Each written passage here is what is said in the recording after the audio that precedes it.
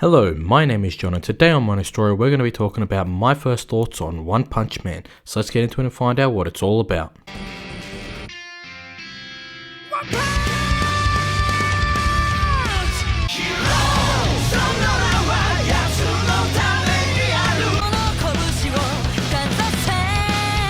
This video will be using the first 35 volumes of One Punch Man, meaning that it will be up to chapter 181. It will include things such as spoilers and using the work of Murata for the basis of this information.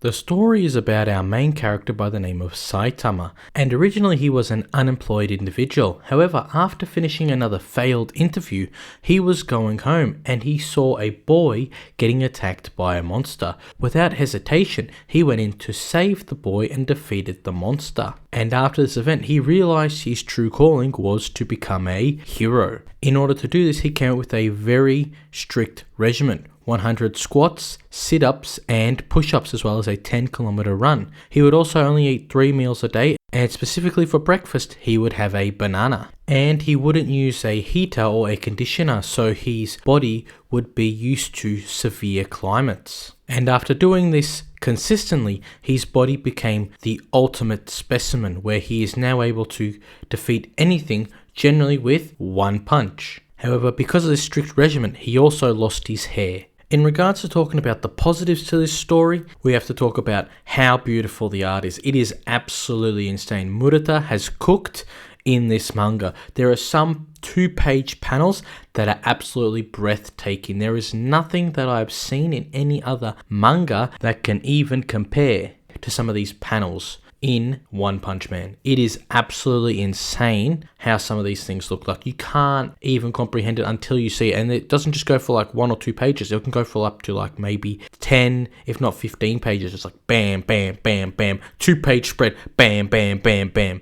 It is a beautiful thing to observe, and it is something that you cannot explain in any way unless you have seen it. The characters as well in this story are very beautiful. They are so unique, and there's so many of them that they are able to keep the story fresh, but you are still invested in them because they give you such things as backstory or character development. So a basic character, like let's say Moomin Rider, is actually very important to the story and makes you feel that they want to try save people with their limited abilities. And there is a system for ranking each hero. So the system goes from C to S, and we see this consistent gradual increase in power as people show up from these different ranked systems.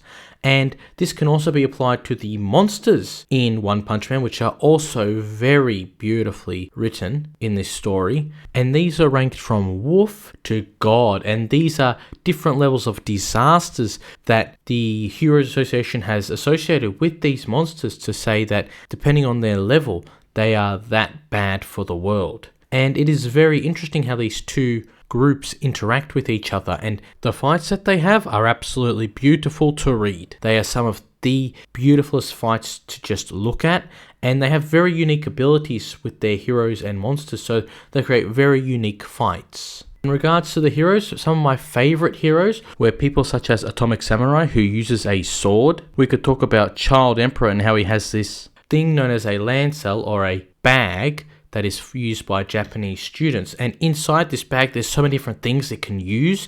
We're talking Zombie Man, you just can't defeat the guy. He is pretty much undeletable, and it's insane how he fights with this other character known as Homeless Emperor, and they have this full-on one-on-one fight, and Homeless Emperor is throwing these spheres at Zombie Man, and he's just taking them, and then he just regenerates back. And on top of that, in his body he has a gun in him, and it's like, what the heck, where'd this come from? And it's a really awesome fight. Also, not to forget, the main character Saitama is an absolutely beautiful character. From start to where we're up to now, everything has been explained about him as best as possible, and it's really interesting to watch his character development and how he actually versus a villain by the name of Garo, and Garo and Saitama fight so many different times. And it's really awesome how at one point Garo actually does some harm to Saitama. And I think it's one of the very few times he has experienced that in a long time of his being a hero. And it was absolutely insane, that situation, and how Saitama just goes past his regular abilities and exceeds everything to defeat Garo. And on top of that, I would say Garo is one of the most interesting villains in One Punch Man at this point in time. Other characters I liked was this fight that they had between Child Emperor and this character known as Phoenix Man, and how this Phoenix character could continually change into different forms and get stronger and stronger, versing Child Emperor. And Child Emperor had to keep on using these different abilities to the point where he created his own mech, pretty much. And just that build-up was absolutely awesome, and that fighting was amazing. As I said before, there was Homeless Emperor, as well as a different character, a water with lasers. His name was Evil Natural Water, and this guy would just shoot lasers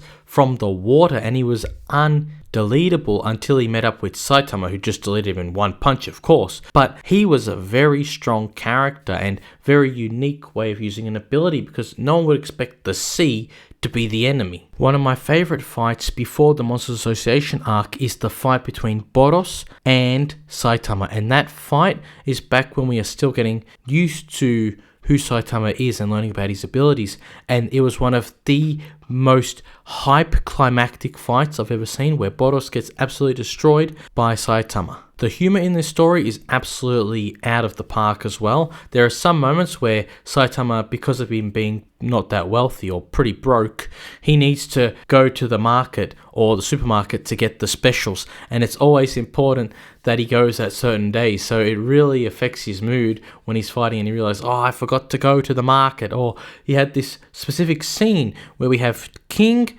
Genos, Fubuki, and Fang and his brother, as well as Saitama, all having Nabe together, and they all start fighting with each other using their abilities to trade the Nabe, and King, because of his lack of ability, gets absolutely destroyed and is knocked unconscious, which is one of the funniest things I've ever read. And those are just some of the small parts of the humor that is in the story that makes it even more interesting. However, in this story of One Punch Man, there are some negatives that are very important that we cover. And the first thing that I want to talk about is the deletion rate, which is very low. And what I mean by this is that no matter what fight is happening, nobody gets deleted. They all seem to get away from their fighter, or the fighter somehow survives and comes back, and it just never ends. It's just a continual amount of two people using all these abilities that look absolutely so cool and to no avail or no end. Basically, there is no deletion, and therefore every time there's a fight, I don't feel like anything's going to happen in terms of there being a loss.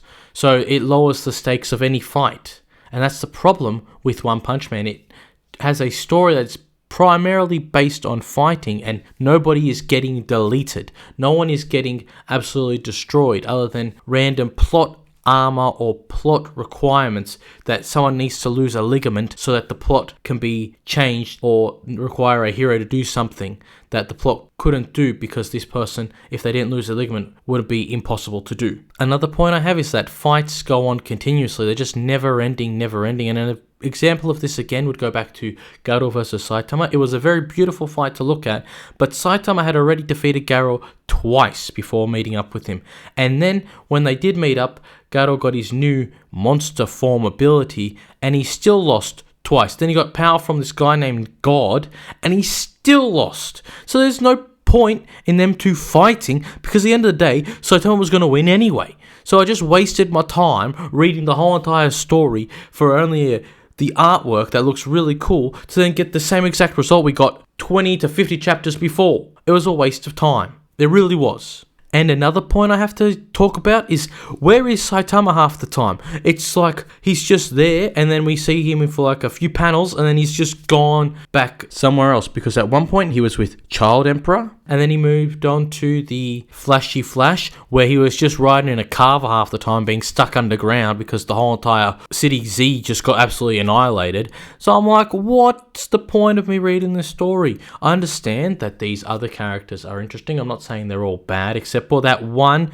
S-rank hero, puri prisoner is an absolute disgrace to every single S hero that I know in the story, because he never wins at anything. He's the most useless hero I ever seen. He just digs underground, grows some wings. What's the point of this character? Every single time I see him in the manga, he's either getting defeated or he's trying to dig underground to help somebody. He's doing no actual physical fighting that's going to lead to him winning any fights. He's a useless character that should have stayed in his jail and kept an eye on all the other jailers in there rather than actually leaving and fighting. What a waste of a character. Terrible character. I don't even find him funny half the time either. But yeah, going back to my main point, no Saitama for like half the story sometimes. This isn't called the Heroes Association, it's called One Punch Man, okay? I read Naruto for Naruto. I read One Piece for Luffy, okay? Yes, there are other characters and other backstories in stories that explain things in the future or present of the story, but I am reading that story for the main character. That's the point of the story. I understand you need to make the story more interesting or more compelling, because if everyone was to be deleted in one punch, it would be the most boring story I've ever heard of. I understand that, but you can't let your main character be standing in rubble underground while everyone else is fighting these absolutely broken villains, and we're supposed to be waiting for Saitama to somehow get his way out of this situation where he's stuck underground, till at that point get to fight Garo, where he loses at one point and then wins anyway because of plot armor, and then it just no. This is terrible writing. Stupid writing. I hate it. Boy, that escalated quickly. Now we need to address the big elephant in the room, and that is the anime adaptation by Bandai Scamco. It pains me to say that One Punch Man Season 3 is probably the worst anime of this season. One Punch Man Season 3, there is no such thing as hope. Abandon all faith, because this show is just irredeemable, it seems. Bandai. Or should I say Scamdai? Or should I say Bandai? Bandai Namco will give you animation for their goddamn logo, but not for one of their flagship titles like One Punch Man. Real here, ladies and gentlemen, this is an absolute disgrace for any One Punch Man fan. Regardless of whether there's positives and negatives in the story, when you do an anime adaptation, you are supposed to animate the anime. That's the point of the name of it. It's called animation, shortened to anime. So if you cannot animate the animation of the anime, then I think you should be rethinking what you are doing. So if Bandai Scamco and JC Staff cannot even do the Garo slide with actual walking, or Orochi vs Garo without any form of slideshows, and we're talking also when they have the Heroes Association meeting and we're just getting one slideshow after another slideshow with filters. Can you imagine the Garo versus Saitama fight? Can you imagine anything to do with Homeless Emperor? I mean, we already saw Homeless Emperor versus Zombie Man, and look at that absolute monstrosity of the censorship, whatever that was. Do you think that epic battle between Tatsumaki and Psychos with Orochi is going to go well at any point? It's going to be one slideshow after the other slideshow with a bunch of filters. And if that happens, it's done. There is no way Season 4 is going to do any of the beautiful art that Murata has done and done that to completion, or done it justice. Let me tell you, it's going to be absolute trash. And we're all going to be suffering for it every single week that this goddamn filth comes out. It's an absolute disgrace what they've done with Season 3. They've now not only created now a new story, so now there are 3 different sets of stories. We have one's webcomic, we have Murata who's doing the artwork and he's somehow changing stuff, and now we have the anime adaptation that's created a whole entire new set of story arcs and lines. And now this has created a whole entire different story, because obviously when one does his story and then it goes to Murata, there are sometimes redraws, right, and retcons.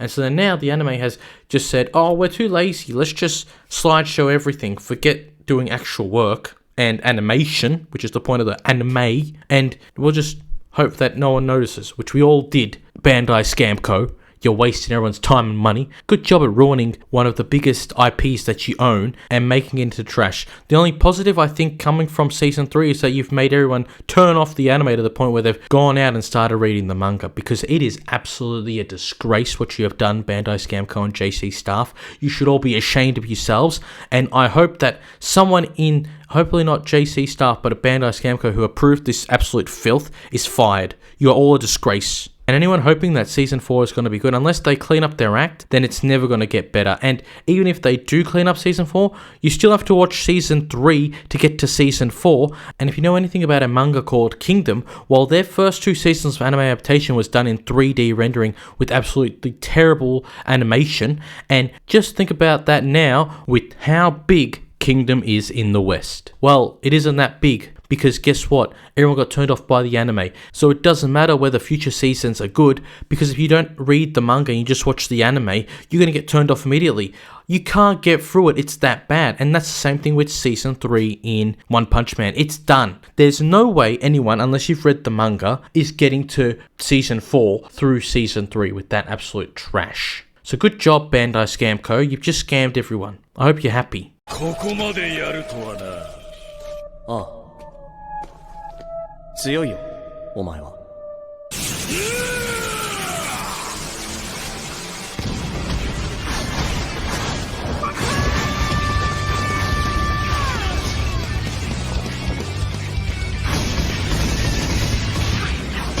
And that is my first thoughts on One Punch Man, and I think in this story the art is beautiful and the characters are amazing. A few big problems that really bring this story down, that hopefully in the future of writing of this story it gets fixed, or there is actually some form of deletion that changes a character's perspective or improves their character development. I'm really looking forward to finding more about Blast as well as new characters in the story and what their abilities are and powers and how they interact with other individuals in the story, as I feel there is a lot more coming in the story that will hopefully improve it and improve what has already been built. This is not a story for its depth. You aren't reading this for the actual plot twists or the small details that lead to a bigger plot within the story. This is just a 2 characters turn your brain off, they punch each other to see who wins at the end of the day. And would I recommend this manga? Yes, I would, but as I said, you're not reading it for the story, you're reading it for the fights and the art. And if there's anything I can take from this manga, it is that